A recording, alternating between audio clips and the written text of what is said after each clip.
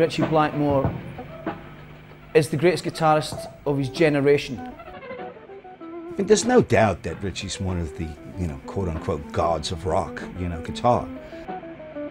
The whole classical thing in rock, I mean, that was all Ritchie, He's very particular, and I respected that, and he was very disciplined, and he's a great musician, a great guitar player.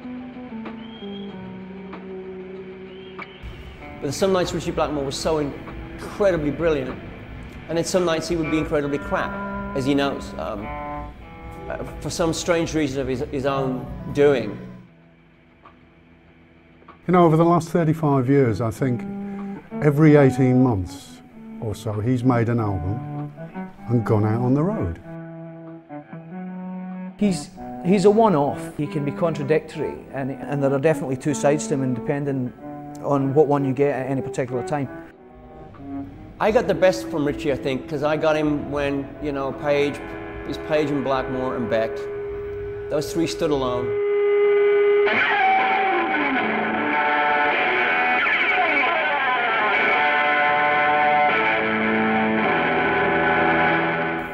I think he's one of the most copied, mostly very unsuccessfully.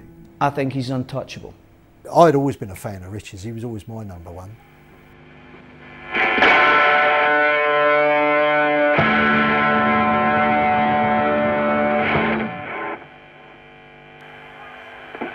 You couldn't get close to Ritchie. I think anybody can, as soon as you get close to Blackmore, you're gone. When I first started playing guitar, I used to go around every place where there was a band playing. I was in this band, they wanted to go on the road professionally. The Jaywalkers. That was when I was 16. Ritchie immediately stood out as something special. When I first saw him, I thought, this guy is something a bit different. Because they would do Shadows tunes, but he wouldn't play them like Hank Marvin. He would suddenly break out in this amazing solo. I'd always been a fan of Ritchie's. He was always my number one.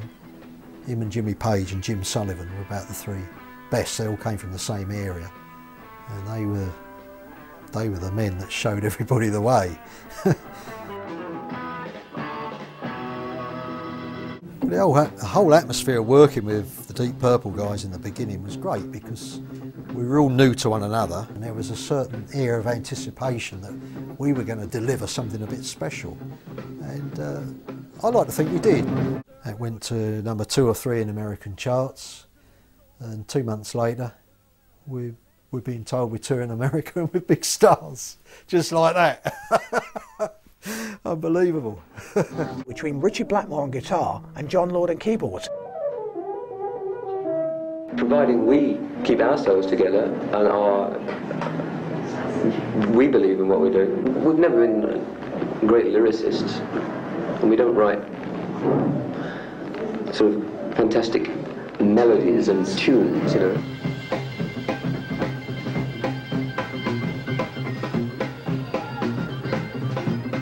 They almost harmonise and work together in a way that twin guitarists have done subsequently, although Blackmore himself has always said, I can never work in a band with more than one guitarist, I'm just too selfish. I couldn't do it with anybody else, but he could do it with a keyboard player.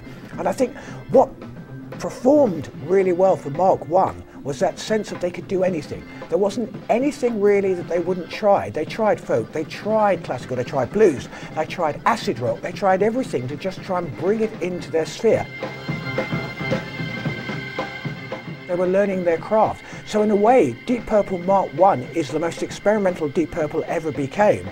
Had they stayed together, who knows where it might have gone? It probably would have been radically different. No, it was band together before the first album came out. About 3 weeks. Just 3 weeks ago? Yeah, we did the first LP in 24 hours.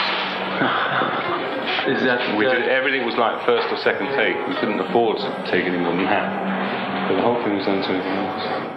My favourite Mark I track is a cover, River Deep Mountain High, which they did on the second album, Book of Taliesin. It's 10 minutes long, and it's a fantastic rising adventure of heavy rock.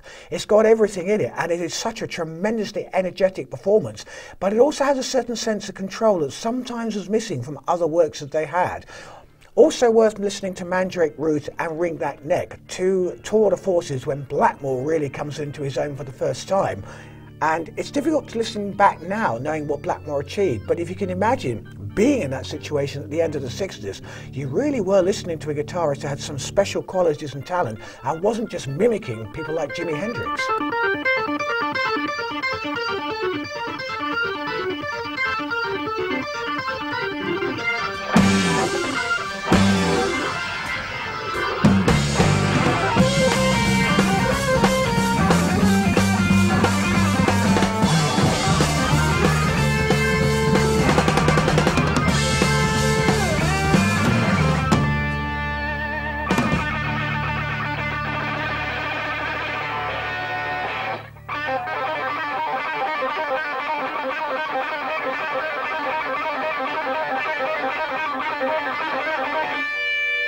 The live act, the Deep Purple live act was totally different from the recording. I mean, the live act was pretty outrageous.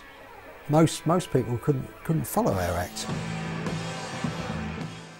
I'm not blowing my own trumpet there because we had Ritchie Blackmore, we had John Lord, we had Ian Pace, you know, and these guys could really cut it, and it gelled into a damn good act. Ad-libbing was a great strength of the Mark I lineup, Mandrake Root, things like that. I was talking to Mick Underwood, who used to play in the Outlaws way back in the early 60s, when Ritchie was first, you know, in the business. I think Ritchie was 19, and he said wherever they played, he said people would come from miles around to see Ritchie. You know, they just were agog at what Ritchie did.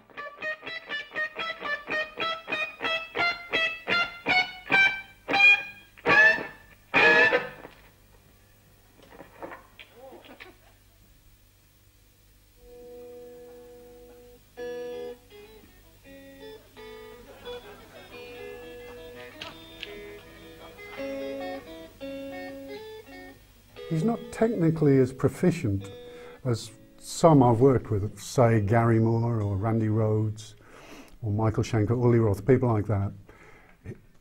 He thinks, because he thinks so carefully about what he does, just doesn't fly off his fingers.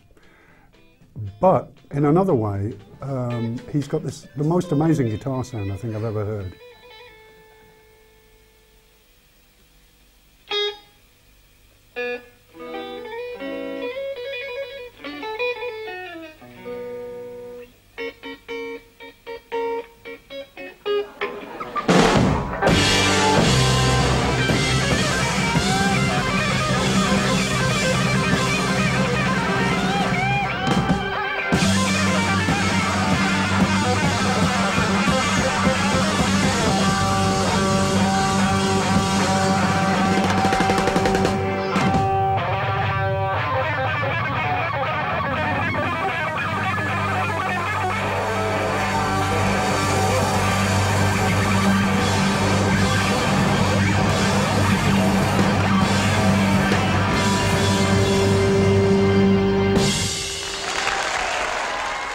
It's riveting, you know, for anybody. You know, it makes you go like that. You're on your toes when he starts, you know.